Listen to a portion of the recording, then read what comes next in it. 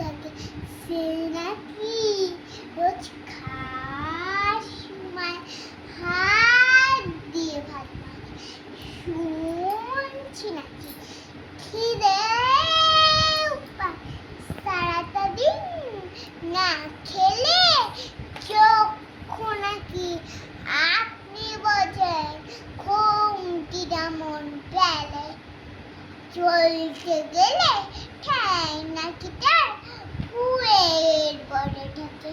কান দিয়ে সব শোনেও নাকি চোখ দিয়ে সব দেখে।